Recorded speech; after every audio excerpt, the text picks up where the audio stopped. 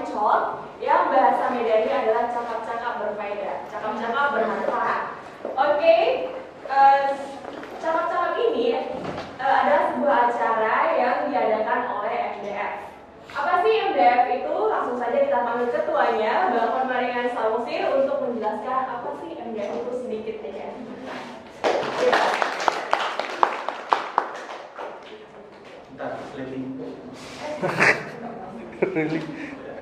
Oke, selamat siang.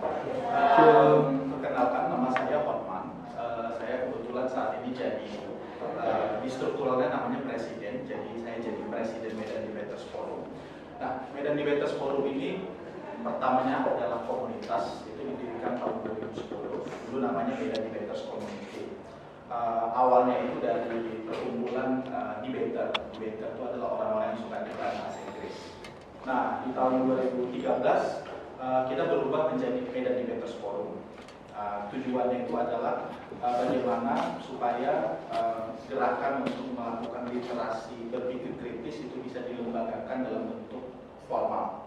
Jadi kita mulai bentuk struktur organisasi, badan hukum, perangkat organisasinya, dan secara berkelanjutan kita membuat beberapa program-program yang kita anggap bisa merepresentasikan kebebasan berpikir, terlebih juga bagaimana bisa mengajak para generasi muda untuk bisa berperan aktif dalam membahas isu-isu sosial. Nah, berangkat dari pemikiran tersebut, kami merasa bahwa ada beberapa kegiatan yang harus kami lakukan dan mungkin tidak bisa hanya dalam bentuk debat atau debate, karena debate cenderung agresif dan cenderung cukup kompetitif, sehingga mungkin tidak terlalu cocok untuk beberapa karakter personality dari teman-teman sekalian. Jadi kita mencari beberapa format yang menurut kita lebih persuasif dan bisa men-trigger untuk adanya diskusi atau komunikasi dua arah. Nah, lalu kemudian dari berbagai hasil diskusi yang kami lakukan, maka timbullah pemikiran untuk membuat yang namanya meetup ini, MDF Educational Talk. Nah, dalam hal ini memang kita berpikir bahwa kita harus berangkat pada isu-isu yang kita anggap masih memerlukan pembahasan lebih lanjut di dalam tataran konstruksi sosial masyarakat. Salah satunya adalah persoalan gender atau kesetaraan gender. Nah, hal ini menjadi topik yang menurut kita pertama perlu untuk dibahas lebih lanjut, dan yang kedua adalah perlu untuk menghadirkan narasumber yang cukup kredibel untuk membicarakan ini. Nah, kebetulan sekali akhirnya kita menemukan teman dari Cangkang Queer, salah satu LSM yang fokus pada isu gender, dan kemudian mengajak mereka untuk bekerja sama, dan akhirnya mereka bersedia untuk datang kemari untuk berbicara dan memberikan sedikit wawasan soal apa itu gender dan mengapa gender menjadi suatu area yang sangat mudah untuk dieksploitasi dan didiskriminasikan. Tetapi kami juga menyadari bahwa terkadang ketika membicarakan gender akan ada poin-poin substansi dan prinsipil yang mungkin akan sedikit, ya bisa dibilang sedikit tidak mengena atau mungkin sedikit bertentangan dengan kapasitas atau dengan pemikiran yang teman-teman punya saat ini sebelum ikut seminar ini. Nah, makanya dari awal kami ingin memastikan dan kami akan menyatakan dari awal bahwa program ini bukan program untuk melakukan yang namanya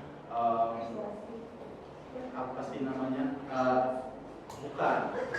Bentar, mikir dulu. Bukan. Jadi ini bukan dalam rangka untuk menginseminasi nilai-nilai yang kemudian merubah teman-teman ketika pulang dari sini. Jadi bukan seperti itu. Jadi dalam arti misalnya teman-teman ketika teman-teman sudah punya prinsip A, maka hiduplah dan bahagialah dengan prinsip itu. Tetapi teman-teman harus juga tahu bahwa ada prinsip-prinsip B yang mungkin dalam hal ini adalah pertama, setidaknya teman-teman tahu. Yang kedua, ketika akhirnya di realita, ketika kita keluar dari ruangan ini, kita menemukan prinsip B tadi tadi, maka teman-teman tidak boleh melakukan yang namanya reaksioner negatif. Itu sebenarnya. Nah, makanya kita tidak mau melakukan upaya-upaya yang akhirnya merubah teman-teman, bukan. Karena nanti jadinya kalau sistemnya seperti itu, jadi dianggap, oh ini berarti upaya untuk meradikalisasi anak muda gitu. Terus kita jadi kayak pantauan BNPT jadinya gitu. Kebetulan Beda Forum juga alainya dari BNPT. Nah, jadi dalam hal ini makanya kami berpikir bahwa harus ada beberapa step-step dalam acara ini yang akhirnya memberikan aksesibilitas komunikasi dua arah. Dalam hal ini maka pembicara dari Cangkang Queer mungkin hanya berbicaranya mungkin 15 sampai 20 menit, dan selebihnya kami kembalikan ke floor atau ke peserta forum diskusi ini untuk akhirnya bisa berdiskusi dan bicara lebih lanjut soal apa yang bisa kita simpulkan dari topik mengenai kesetaraan gender ini. Saya pikir itu menjadi hal yang kemudian menjadi sangat menarik dan akhirnya bisa menambah wawasan teman-teman sehingga ide soal berpikir kritis dan juga secara lebih spesifik mungkin bagi beberapa teman yang kebetulan masih aktif sebagai debater, ini juga akan menambah pemahaman dalam hal first principle dalam membangun argumen. Maka kami merasa bahwa ini adalah hal-hal yang cukup positif untuk dilakukan secara. Perkenalkan, namaku Edison Praikiswandika Putra. Biasa teman-teman manggilnya Dika.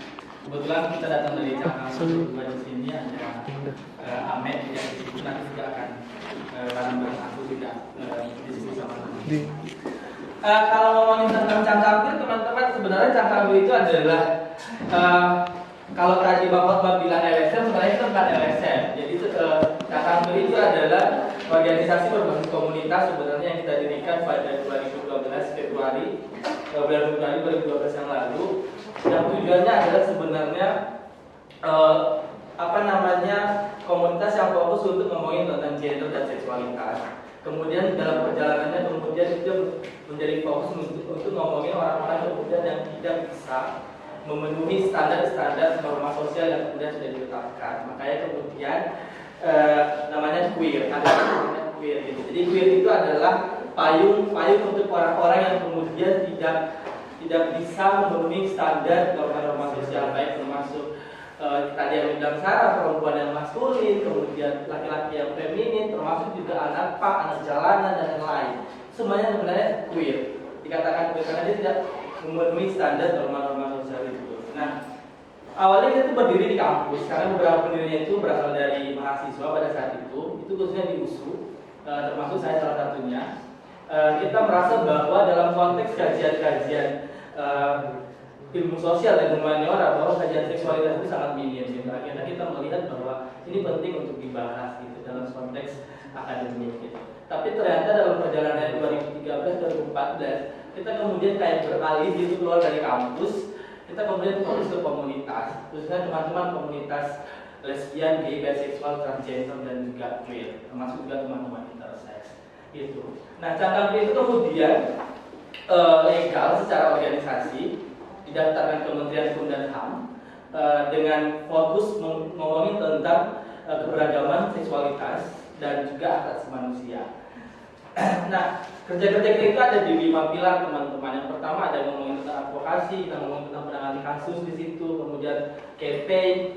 Kalau mau lihat campaign kita lihat di website www.cangkangkir.org, kemudian juga di Instagram. Kemudian ada pendidikan. Pendidikan ini adalah salah satu pilar yang kita gunakan untuk memberikan pemahaman tentang seksualitas, gender equality, kemudian tentang hak asasi manusia kepada komunitas juga kepada masyarakat luas, termasuk yang sedang kita lakukan hari ini gitu. Nah, kemudian ada pilar yang keempat adalah kita fokus di penelitian dan pengembangan. Penelitian dan pengembangan ini cara itu sangat terbuka untuk teman-teman yang mau membuat penelitian, research juga tentang skripsi. Jadi banyak kita menangin teman-teman mahasiswa yang lagi skripsi tentang minoritas seksual, kemudian tentang gender dan bla bla bla. Termasuk juga ada bikin buku, beberapa hasil penelitian kita juga bikin di Cangkangkir untuk mendukung kerja-kerja perjuangan di Cangkangkir. Dan yang terakhir adalah keorganisasian. Itu memang kita fokus untuk mengorganisir teman-teman yang kemudian queer tadi, teman-teman yang merasa dirinya berbeda, kemudian tereksklusi dari society-nya, Nah, kita coba organisir dan muatin bagaimana Cangkang Blue ini menjadi rumah yang paling aman untuk orang-orang yang kemudian tidak dianggap di masyarakat. Itu kemudian kenapa Cangkang Blue hadir.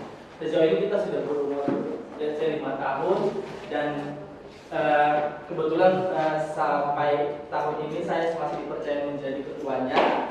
Kami ada bendahara yang kebetulan juga ikut bersama kami di sini dan ada teman-teman yang masih di luar sana. Gitu sih sebenarnya tentang Cangkang Blue, sekilas aja. Kalau mau tahu lebih banyak boleh dibuka di website. Terima kasih. Oke, terima kasih. Jadi Komika ini sebenarnya super sibuk ya. Kemarin kita karena banyak yang mau daftar, kita buat 2 kali tapi Komika nggak bisa. Jadi kalian adalah orang-orang beruntung yang bisa bertanya apa saja nanti ke Bang Dika dan Bang Amek. Tapi karena waktu terbatas, tolong tanya hal-hal yang sangat-sangat berkualitas. Oke. Nah, jadi pertanyaannya Kak, tadi kan ngomongin tentang LGBT itu. Jadi kita dari sini langsung jadi LGBT semua Kak? Ya enggak dong, ya kan? Kakak sendiri masih mau nyari cowok yang maco. Tapi jadi harapannya hari ini adalah kita bisa memahami perbedaan-perbedaan yang ada. Bukan untuk menghina-hina ataupun untuk menjadi sama, bukan. Tapi supaya kita bisa saling menghargai satu sama lain. Ya kan, katanya tak kenal maka tak sayang. Jadi kita harus kenali dulu perbedaan itu. Apa aja sih perbedaannya dan kenapa dan apa segala sesuatu yang dikupas. Terakhir, harapannya adalah supaya tidak ada diskriminasi lagi terhadap orang-orang yang berbeda dari kita. Hari ini kita belajar dari segi gendernya. Gitu ya. Kenapa? Karena mereka juga manusia yang secara moral mempunyai hak asasi manusia dan secara agama mereka juga adalah ciptaan Tuhan. Jadi ketika kita menghargai ciptaannya, kita juga menghargai penciptanya. Ketika kita menjahati manusia, kita juga menjahati Tuhan ya. Oke. Nah sekarang nanti kita bakal ngapain sih? Pertama kita akan dengarkan Bang Dika, penjelasan dari Bang Dika ya. Kedua kita akan diskusi dalam grup. Jadi di sini akan melatih kemampuan teman-teman sekalian untuk berpikir kritis. Jadi jangan diam aja, nanti harus berbicara ya, karena rugi. Yang ketiga kita akan melakukan group presentation. Gak mesti semua ya, mungkin minimal 4 orang. Jadi langsung aja ngomong. Di sini kita akan melatih public speaking. Oke, di sini gak ada yang salah, gak ada yang benar, semua harus berani maju. Oke? Dan nanti kita akan membuka sesi tanya jawab. Bisa nanti dipilih pertanyaan-pertanyaan yang benar berkualitas bersama kelompok-kelompok yang sudah ditentukan di luar tadi. Oke, nah teman-teman bawa smartphone nggak ya semua? Ada yang bawa HP? Bawa ya? Bisa dibuka dulu nggak linknya ini? Oke, ini ada link presentasi.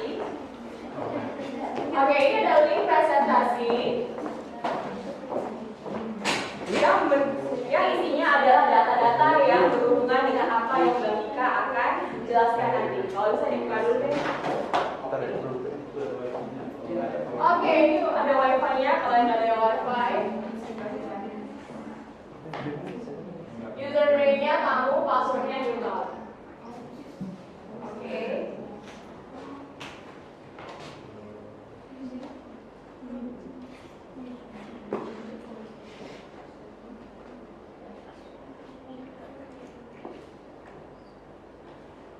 Sudahkah? Belum. Oh belum ya, belum. Kok hanya cipta kita semua di sini? Harus fokus kan? Oh ya, oke. Ya.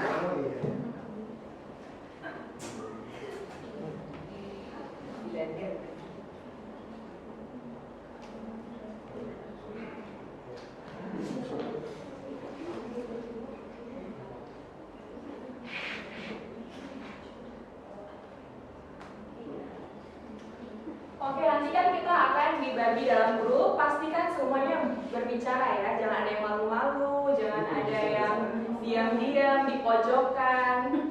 Ya, harus mengeluarkan pendapatnya.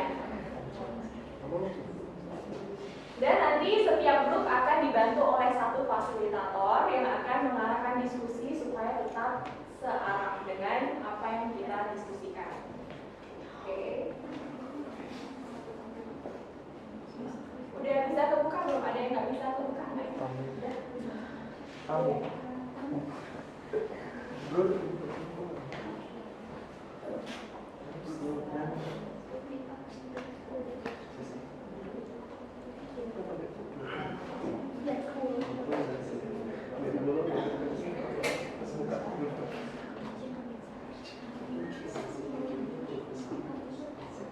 Ada yang nggak dapat kah? Atau semua dapat? Dapat. Huruf besar sama huruf kecilnya ini berpengaruh ya teman-teman. Itu ikutan.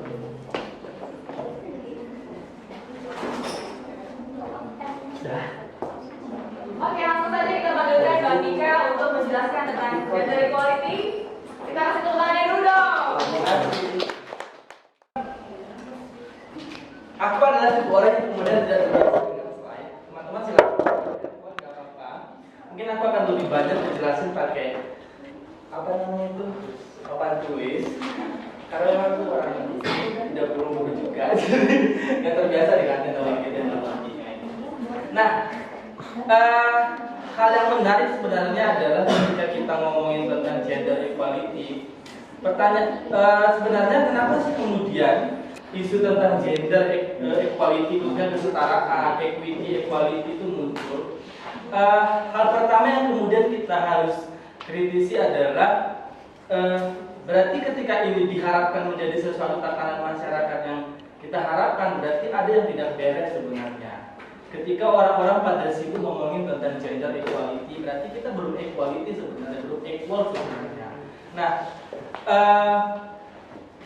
salah satu aspek yang kemudian tidak yang kemudian hal paling mendasar sekali ketika kita ngomong kenapa tidak terjadi kesetaraan itu sebenarnya diawali dari sebuah konstruksi. Nah, itu yang kemudian kita akan bahas teman-teman.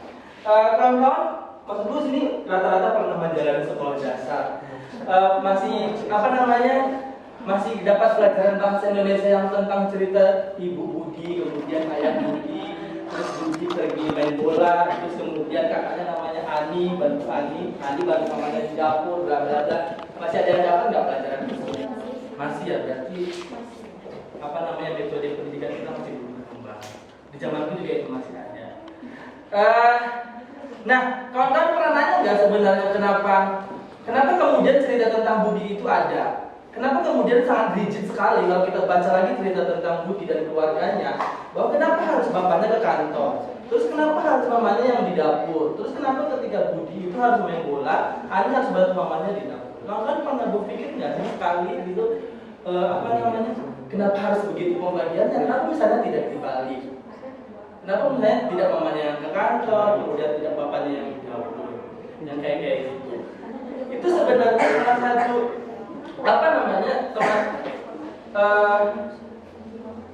keluarga Budi itu sebenarnya itu jauh sebelum, bahkan keluar cerita tentang Budi itu jauh sebelum kita ya. Dan kemudian sebelum keluarga Budi itu pun ada ide tentang keluarga Budi, jauh sebelum itu juga sebenarnya masyarakat kita ini adalah masyarakat yang sangat androsentris namanya. Androsentris itu adalah masyarakat yang kemudian apapun yang kemudian kita ingin bicarakan, kita lakukan dalam masyarakat itu harus pakai sudut pandang laki-laki. Semuanya tentang sudut pandang laki-laki. Nah, itu yang kemudian akhirnya androsentris ini yang kemudian teman-teman yang akhirnya melahirkan sebuah ini pernah ada.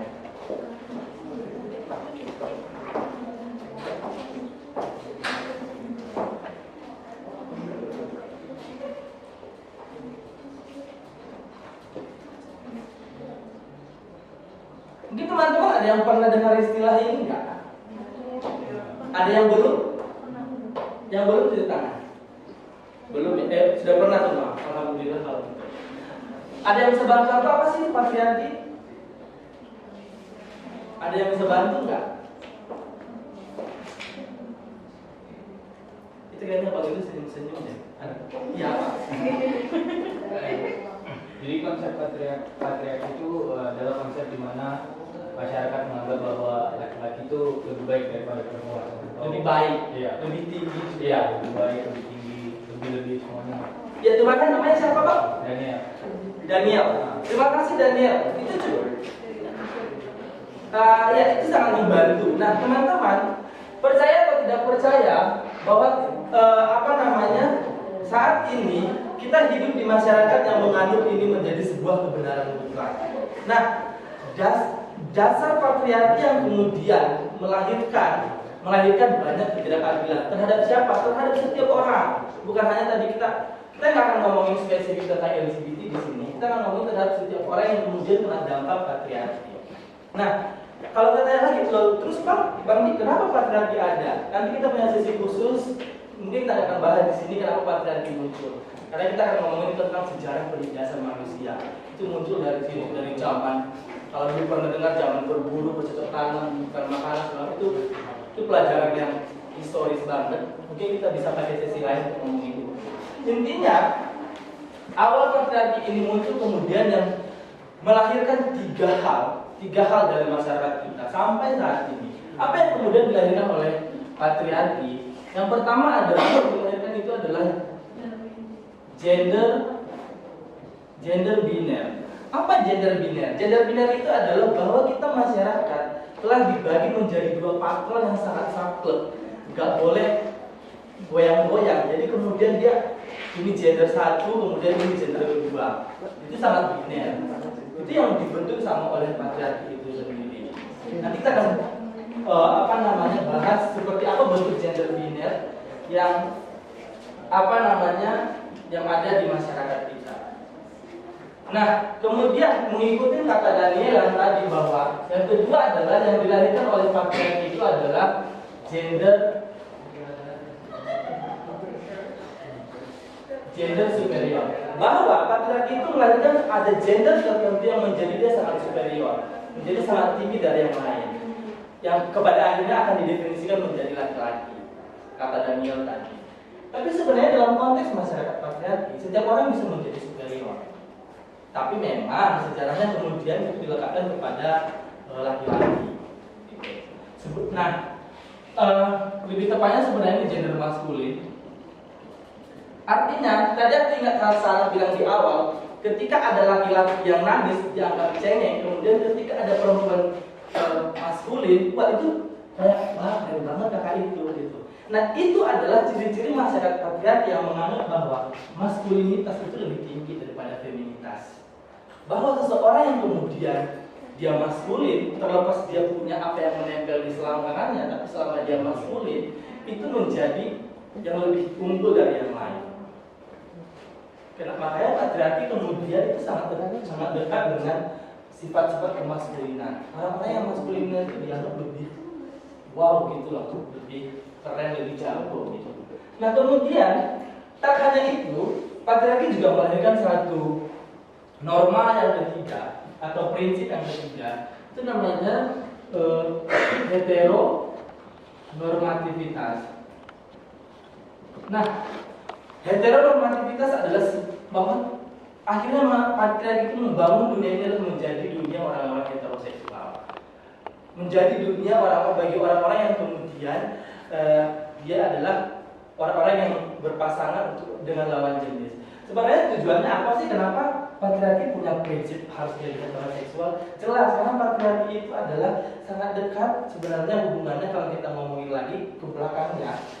Mereka itu kawin dengan sistem ekonomi politik kapitalisme yang kemudian lahir pada dulu itu.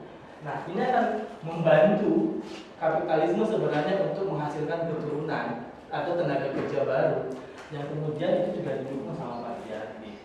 Kenapa mereka sangat mengeluarkan prinsip? Kita nggak akan bahas tentang sejarah penindasan manusia. Aku hanya ngulik-ngulik biar teman-teman penasaran sih cari aku lagi untuk ngomongin tentang sejarah penindasan. Itu. Jadi intinya mau bilang patriarki melahirkan tiga ini. Nah, ketika patriarki melahirkan tiga ini, maka sangat jelas bahwa orang-orang kemudian yang tidak bisa memenuhi standar ini, itu adalah orang-orang kemudian yang tidak dianggap masyarakat bagian dari masyarakat patriarki. Nah, terus pertanyaannya kemudian, apa kemudian emang ada orang-orang yang seperti itu kayak gitu? Kita akan cek sebenarnya. Dalam masyarakat patriarki ngomongin gender biner teman-teman. Masyarakat patriarki itu mengenal dua seks karakteristik atau dua karakteristik biologis namanya. Kawan-kawan bisa cek definisinya di situ. Biasanya adalah patriarki hanya mengenal ada dua, jantan dan betina. Sorry, aku harus pakai kata jantan. Aku tidak pakai kata perempuan atau laki-laki karena sayangnya kosakata bahasa Indonesia tidak mengakomodir pengertian female dan male dalam bahasa Inggris. Jadi itu tidak diakomodir dalam bahasa kita. Jadi aku harus pakai kata jantan dan betina. Memang sangat tidak manusiawi, tapi aku boleh buat kayak gitu. Kita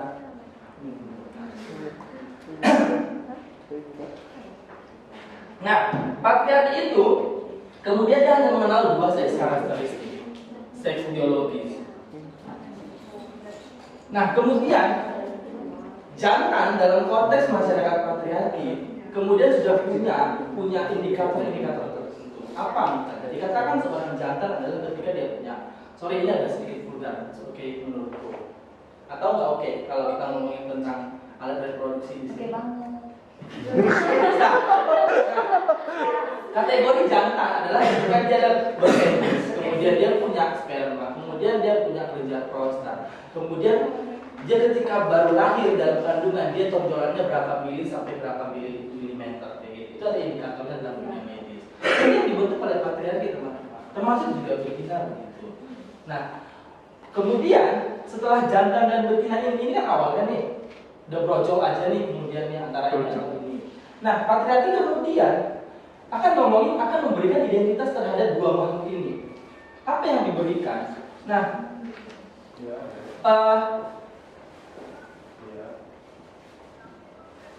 patriarki akan mengatakan begini: ketika kamu terlahir menjadi jantan atau menjadi betina, atau kamu terlahir menjadi jantan, kamu akan kasih nama ya. Namanya apa? Namanya adalah laki-laki. Sedangkan kalau seseorang kemudian manusia lahir dia betina, maka masyarakat, kalau aku ngomongin patriarki, kita akan ngomongin tentang masyarakat, karena masyarakat juga kemudian yang mengaplikasikan konsep-konsep patriarki. Nah, ketika dia terlahir bervagina, dia akan dinamakan adalah perempuan. Nah, nggak sampai di sini teman-teman. Habis ini, ketika kemudian sudah dilekatkan namanya terhadap manusia itu, maka dalam konteks ekspresi tubuh, ekspresi gender, seseorang yang kemudian dikatakan bahwa kamu jantan terus sama laki-laki, kamu harus berpenampilan maskulin. Ya nggak, sepakat nggak? Oh, masyarakat mengatakan itu. Oke, punyanya panjang. Nah, kita kasih namanya adalah laki-laki. Setelah laki-laki, jangan biarkan dia mondek. Paksa dia menjadi maskulin, kasih dia warna biru, jangan kasih dia warna pink. Orang tua kita selalu bilang kayak gitu. Nah, makanya orang-orang ini akan dipaksa menjadi maskulin dalam konteks bagaimana dia mengekspresikan tubuhnya menjadi maskulin. Dan sebaliknya adalah teman-teman yang perempuan akan dipaksa menjadi feminin. Makanya kalau yang perempuan manjat-manjat itu dilarang sama orang tua, karena dia kayaknya jadi maskulin. Dan ingat, dalam konteks ini aja kita belum ngomongin LGBT ya. Kita masih ngomongin gender biner antara perempuan dan laki-laki. Jelas bahwa kesetaraan belum ada.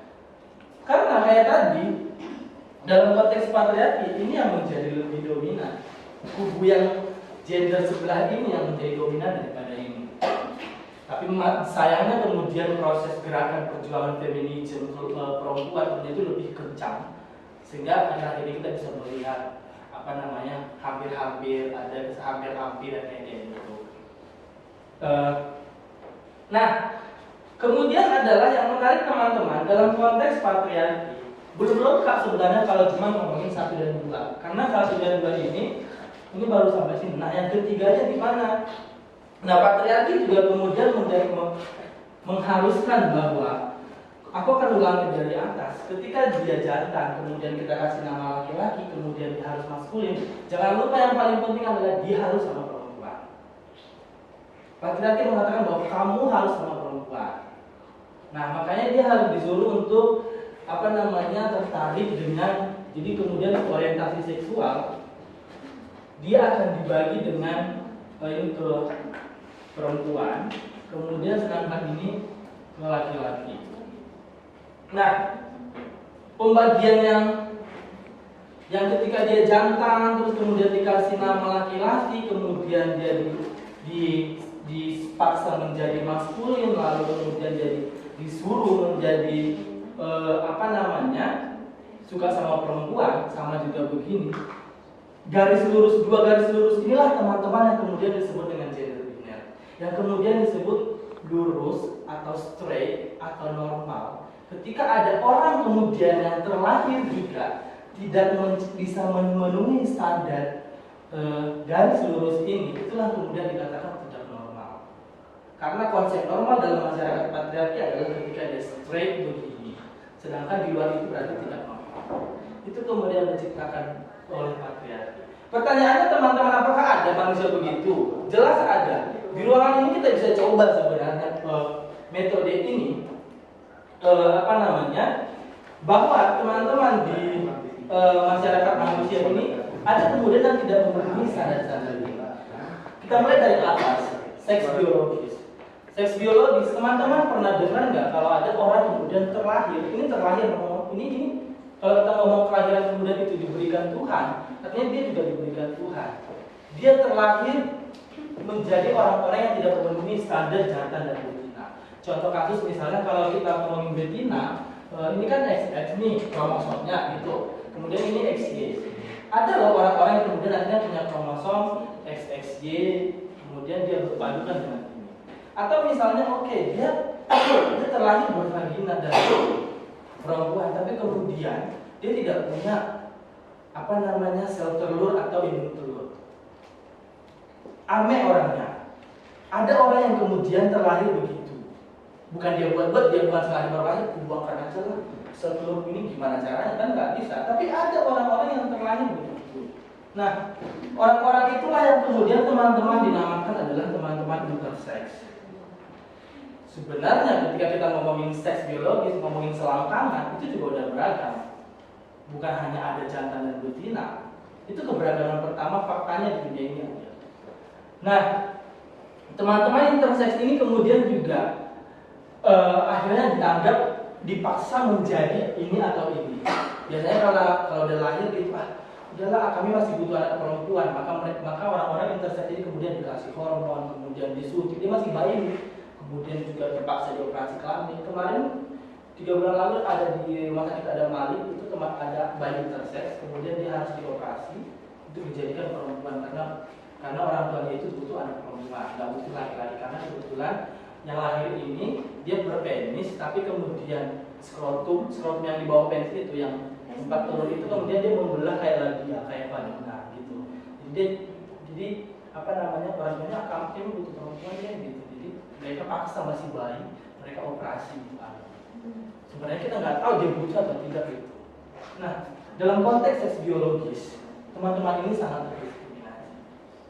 Nah, kemudian kalau ngomongin tentang ini keberagaman pertama. Keberagaman yang kemudian ini sangat biologis kemudian. Ini bukan dibuat-buat. Dia nggak pengen lahir begitu, tapi kemudian dia lahir begitu, bagaimana?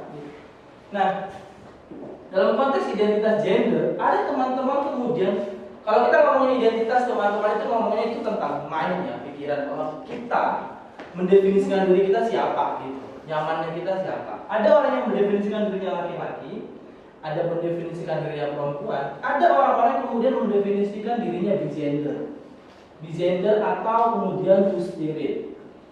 Memang ada di mana di luar negeri, enggak, di Indonesia ada. Pernah dengar enggak gender di suku Bugis?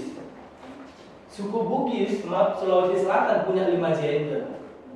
Ada perempuan, ada laki-laki, ada calalai, ada calabai, ada bisu. Bisu adalah orang-orang yang kemudian dia terlahir dan kemudian terkonstruksi secara sosial dan budaya di orang-orang yang two spirit.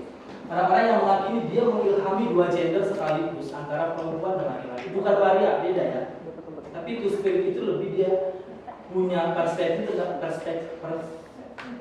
persepsi tentang dirinya bahwa dia itu 2 spirit itu, two spirit. Dia mengilhami dia perempuan, dia laki-laki. Bahkan kemudian itu ada, kalau mau baca tentang di Google cari aja gender di suku Bugis pasti ada gitu yang begitu. Nah, kemudian selain ini, kemudian ada teman-teman yang kemudian dia di luar dari lingkaran ini namanya agender. Ada manusia kemudian tidak suka, tidak nyaman dibilang laki-laki, dibilang perempuan atau dibilang di gender. Tapi kemudian aku nggak bergender, itu ada. Itu kalau dia tentang identitas. Nah, tentang ekspresi teman-teman. Ketika patriarki kemudian mempatron bahwa ekspresi tubuh, gerak tubuh, gaya rambut, gaya berjalan itu hanya ada dua, maskulin feminin. Ternyata ada orang-orang kemudian tidak bisa mengkonfirmasi itu. Akhirnya dia adalah orang-orang yang berada di tengah. Namanya androgyn. Androgyn ini adalah kelompok teman-teman yang punya ekspresi. Dia mengilhami dia sebagian dari tubuhnya adalah maskulin dan sebagian dari tubuhnya adalah feminin. Gitu. Apa namanya? Dan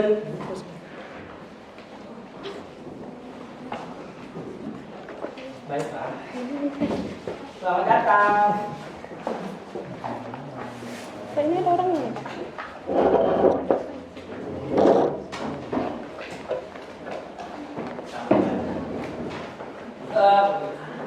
Ya, tadi kita ngomongin tentang apa namanya ekspresi.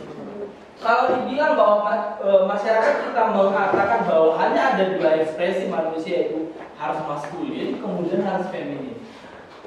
Cobalah bertanya pada diri sendiri sebenarnya apakah kawan-kawan benar-benar feminin atau apakah kawan-kawan benar-benar maskulin? Apa standar maskulin dalam masyarakat kita? Tadi kata Sarah, laki-laki tidak boleh menangis. Apakah ada di ruangan ini laki-laki yang nggak pernah menangis? Nggak ada. Nah, artinya kita bahkan yang di ruangan ini tidak bisa memenuhi standar maskulin dan feminin itu.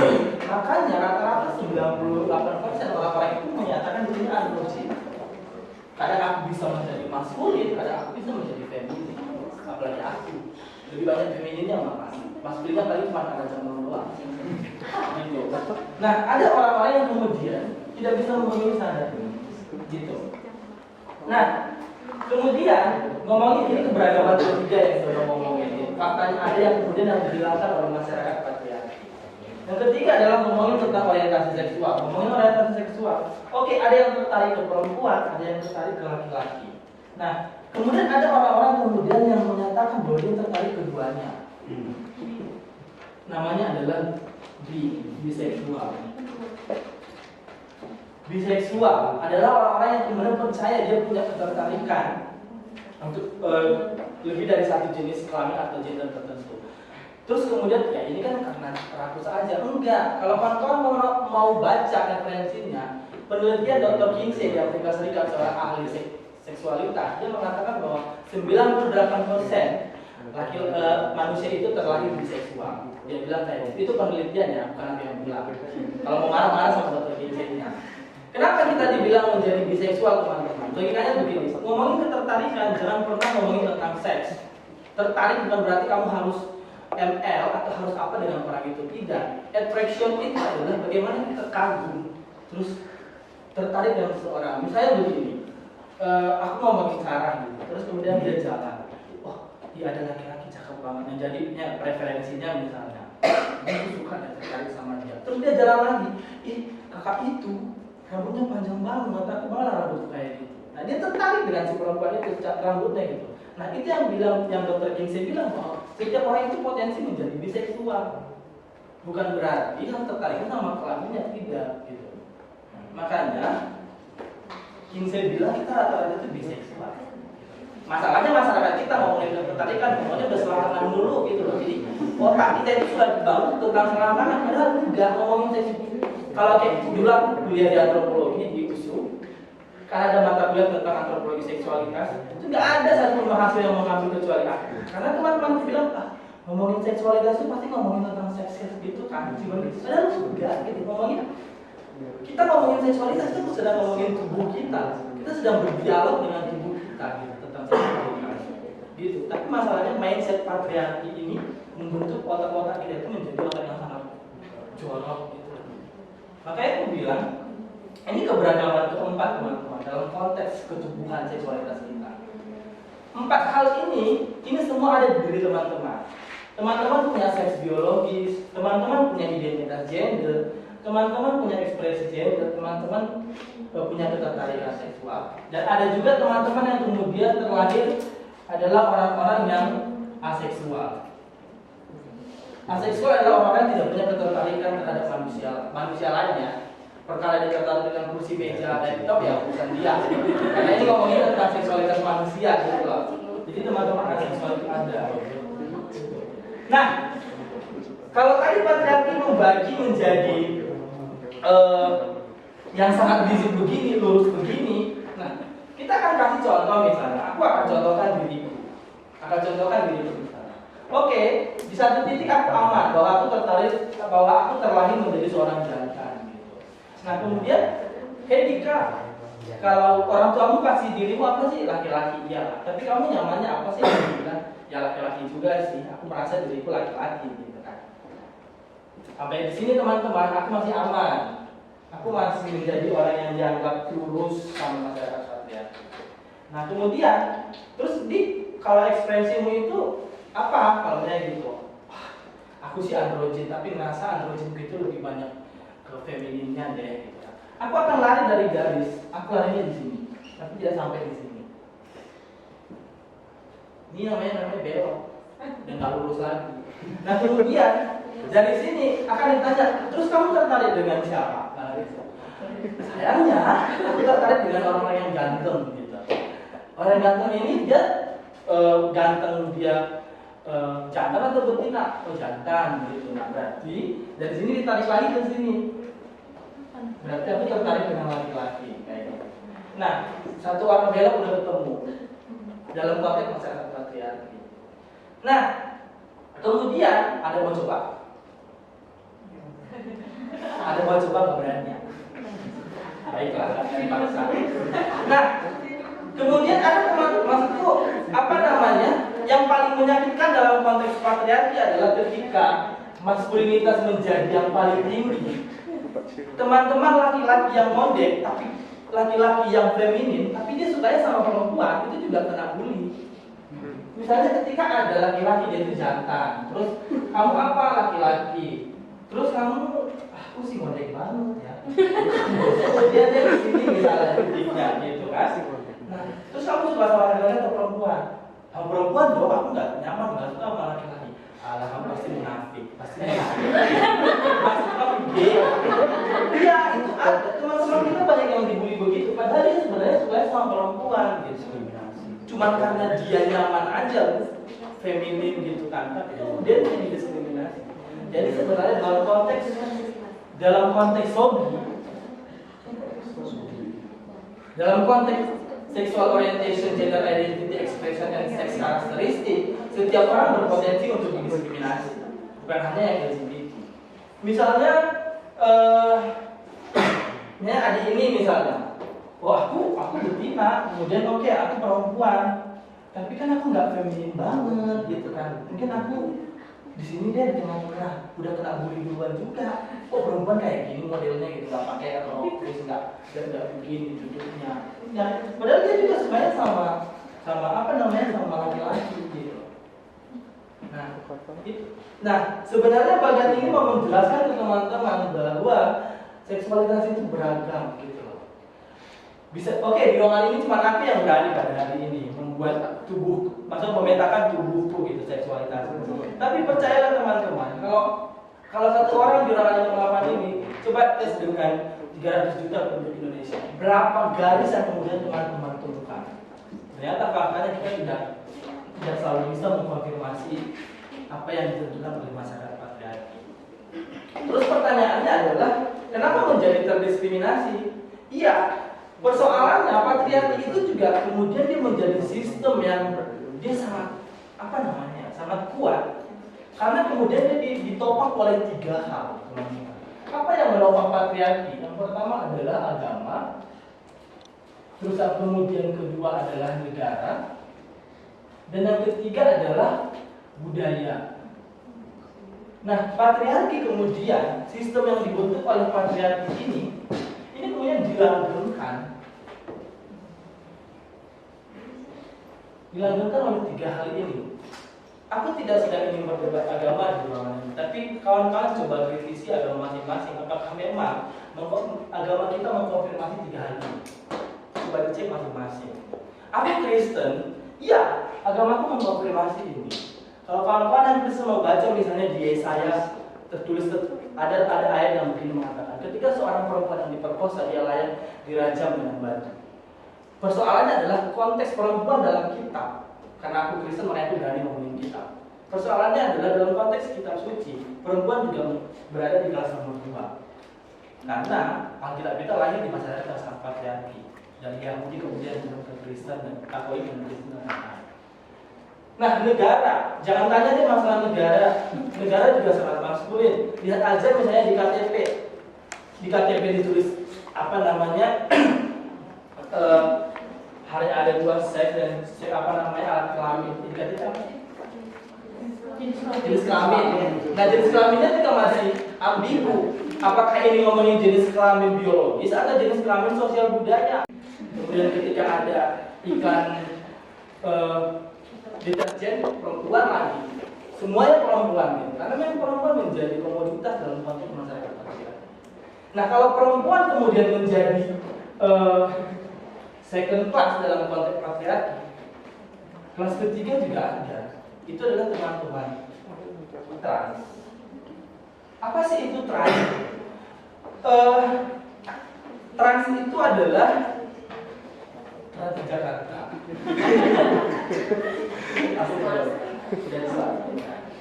Kalau waktunya udah. Nah, apa sih itu trans? Transhasterik atau trans tanda bintang. Transhasterik adalah orang-orang yang kemudian mendefinisikan dirinya berbeda dengan apa yang ditetapkan saat dia lahir. Jadi ada orang-orang yang kemudian mendefinisikan identitasnya berbeda dari apa yang dia ditentukan sama saat lain. Ini ditentukan ya. Nah gini, kalau Sarah, aku contoh deh, ini bukan LGBT. Nah Sarah berarti terlahir betina. Nah kemudian dia akan ditentukan sama masyarakat atau dokter atau orang tua perempuan toh. Oke. Garis lurus ini yang namanya dengan istilahnya adalah cisgender. Cis adalah ketika seseorang mendefinisikan dirinya sama dengan yang ditetapkan saat dia lahir. Itu adalah cisgender. Kalau dalam kasus Sarah berarti dia adalah cis female. Ya toh? Terus ada cis male. Nah, kalau trans adalah orang-orang misalnya orang yang terlahir misalnya adalah dia jantan gitu. Dan pada akhirnya proses kehidupannya, proses perjalanan dunia dia mendefinisikan dirinya adalah laki-laki. Dia kesini garisnya. Nah ini namanya adalah teman-teman trans. Dalam konteks ini, ketika dia jantan menjadi mendefinisikan dirinya perempuan, ini namanya trans perempuan. Orang biasanya lebih suka katanya bencong, waria atau apa. Tapi kita bilangnya trans perempuan. Setidaknya lebih ramah sedikit daripada mau bilang dia bencong gitu. Trans perempuan itu lebih enak. Atau kalau pacaran biasanya kita punya istilah lain, transpuan gitu. Puan itu dari kata kata perempuan. Nah kalau orang yang kemudian dia betina tapi kemudian identify dan definisikan dirinya laki-laki, ini namanya trans laki-laki. Ada Amen di sini, dia adalah trans laki-laki. Atau biasanya kalau bahasa Inggrisnya bilang trans man gitu. Nah, orang-orang itulah kemudian yang masuk di kelas ketiga dalam masyarakat. Kalau aku mah ya oke aku gay, tapi kemudian aku laki-laki kan aku berada di sini. Aku masih superior dalam konteks masyarakat patriarki. Ngomongin tentang identitas genderku, aku peringkat pertama karena laki-laki. Cuma masalahnya kemudian kalau ngomongin tentang ketertarikan, ya aku paling bawah juga. Nah ini piramida tentang status dan identitas kita ini juga beragam dalam konteks masyarakat patriarki. Gitu.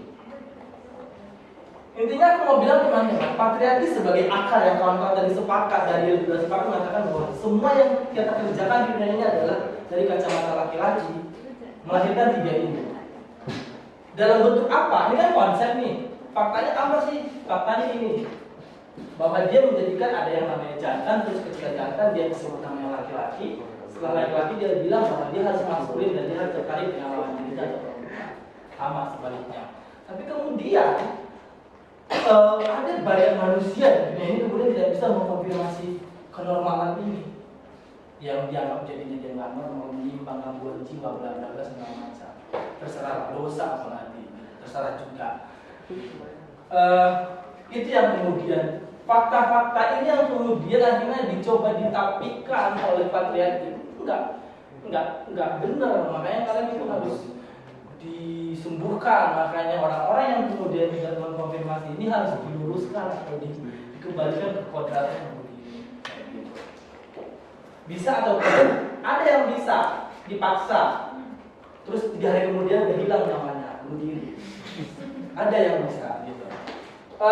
Itu teman-teman pengantar bahwa kita kan banyak sesi tanya jawab tentang, mungkin kawan-kawan masih sedikit ada pertanyaan segala macamnya, tapi aku coba tutup di situ dulu. Intinya aku mau bilang bahwa patriarki itu menjadikan sebuah masyarakat yang sangat straight. Bukan hanya ini tidak ngomongin LGBT, tapi ngomongin tentang ekspresi juga. Tapi faktanya kita itu merasa, seksualitas kita itu merasa. Itu sih teman-teman. Itu dulu pengantar dari aku. Oke, tepuk dong untuk ya, bagaimana seksualitas kita tuh beragam. Rusak idealnya. Ami mau bantu jawab. Apa ya? Mungkin nanti Dika akan menjelaskan terkait dengan politik. Jadi kita ulang ini. Tapi kalau terkait keputusan, ya idealnya orang tua itu membiarkan dulu bayi itu bertumbuh besar, lalu dia berpikir lalu dia merasa jadi apa, merasa apa nyamannya. Tapi itu jarang terjadi. Tapi kalau bisa ya, ya biasanya sih kalau yang kasus yang di apa namanya rumah sakit ada Malik, itu aku ada tuh baca usia itu masih 9 tahun. Artinya kan anak itu masih belum bisa berpikir dan merasakan itu, karena dia belum cukup dewasa kan gitu. Tapi karena mungkin kemauan si orang tua lalu melihat dari, saya kan itu kan udah bicara tentang biologis ya. Biasanya itu nanti ada yang lebih dominan atau yang lebih kecil atau besar, contohnya gitu. Itu juga nggak bisa menentukan, karena kan organ reproduksi seksual yang dalam itu kan juga harus di cross check ini itu. Jadi idealnya yang memang harus ditunggu sampai dia dewasa, lalu keputusan diserahkan kepada si anak. Gitu, kamu yang namanya sebagai apa? Lalu yang memperolehkan Mungkin aku mau nambahin tentang interseksual. Sebenarnya dalam beberapa kasus yang kita temui termasuk juga, jadi di dunia itu ada namanya organisasi interseks, teman-teman interseks kemudian berkumpul untuk memperjuangkan hak-haknya. Apa namanya? Mereka bilang sejauh perjalanan mereka menjadi interseks nggak ada masalah. Gitu. Jadi ketika misalnya pun dia punya anatomi biologis yang berbeda, misalnya seorang kayak aku bilang tadi bahwa ada yang kemudian dia jantan tapi kemudian skrotum atau tempat telurnya itu kemudian membelah kayak vagina, nggak ada yang masalah, dia tetap bisa melakukan aktivitas seperti manusia biasa, manusia lain, kayak gitu. Tapi kayak Ame misalnya, Ame itu kemudian, tapi kan untuk interseks kan harus cek dokter, nggak boleh bilang, oh aku interseks. Biasanya harus cek dokter. Nah, kayak Ame misalnya kemarin cek dokter, cek apa namanya dokter kandungan ya. Nah, ternyata dicek, ternyata Ame itu nggak punya ovum gitu, nggak punya sel telur gitu. Dia sampai sekarang dia hidup, dia saat sampai dia berumur 28 tahun nggak ada masalah dengan dia. mungkin kalau interseks itu mungkin teman-teman jangan membayangkan interseks itu vaginanya setengah, penis setengah gitu, gitu ya ini. Interseks itu sesimpel ini loh. Aku bervagina normal, misalnya gitu kan, artinya normal, nggak ada kecacatan dalam bentuk vagina tuh misalnya gitu kan. Tapi ternyata organ yang lain, misalnya kayak ovum tadi atau mungkin rahim atau apa yang di dalam itu, contohnya pun misalnya hormon gitu kan, tidak sesuai standar jantan tadi, nah itu juga interseks gitu. Nah ada contoh temanku itu dia di luar aku, temanku itu dia terlahir vagina, lalu dia tumbuh enggak menstruasi, sempat heran dan ada kekhawatiran orang tua kan, dicek ternyata dia sperma, ada tersimpan sperma di apa namanya di bagian-bagian reproduksinya gitu. Jadi ada testis yang terpendam gitu. Dan masih hidup. Lalu apakah dia harus mengoperasi itu ya? Kalau misalnya itu nggak membahayakan dia, itu kan medis. Tapi kalau misalnya medis mengatakan ini bahaya nih, ini misalnya bisa berpotensi contoh bisa jadi kanker atau apa gitu kan ya bisa jadi harus dioperasi. Tapi yang jelas itu sudah hasil medis. Kalau harusnya aku, kalau waktu itu aku sempat cek apa namanya karena sirkulasi menstruasi normal, itu merasa di bulan lama aku juga sebenarnya faktor adalah banyaknya kristal gitu. Takutnya itu ternyata enggak ada, tapi memang ovumku itu enggak endurku itu enggak terlihat. Jadi kalau kata dokternya itu iya nih seperti ini kamu nggak punya induk telur nih gitu. Tapi kira apa resikonya dok? Ya kalau untuk punya baby agak sulit ya sudah aku juga nggak ada pikiran itu kan gitu kan. Nah cuman akhirnya memang dokter supaya memastikan lagi kamu harus periksa lebih lanjut lagi, periksa hormon, kromosom dan bla bla segala macam itu mahal banget. Nah itu belum lakukan. Mungkin kalau dari segi fisik, kalau menurut dokter androlog yang pernah aku temuin dulu di Surabaya, kalau dari segi fisik, dari suara, dari kulit, kan tekstur kulit atau segala macam, kemungkinan memang hormon itu lebih dominan ke testosteron. Testosteron itu lebih dominan di dalam tubuhku. Gitu. Jadi intersex itu bukan harus kelaminnya bagi dua gitu loh. Yang selalu digambarkan masyarakat kan kayak gitu ya. Contoh kayak Dorce pernah ada nggak?